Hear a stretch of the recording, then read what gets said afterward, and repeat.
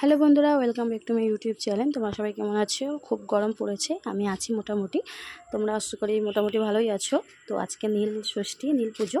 তো সকাল সকাল রান্নাবান্না করতে বসে পড়েছি।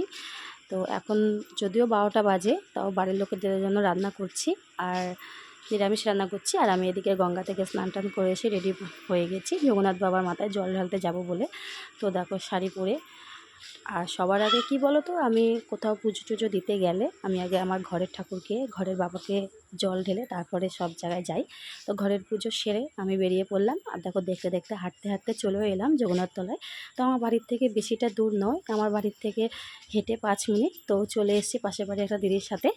আর মাম্মা আছে ওই সাইডে। তো আমি একটু ভিডিও করে নিলাম, তোমাদের সাথে শেয়ার করবো দেখি ভিডিওটা। তো দাঁড়িয়ে রয়েছি, তেমন ভিড় নেই যেহেতু সন্ন্যাসীরা জল ঢালবে পরে।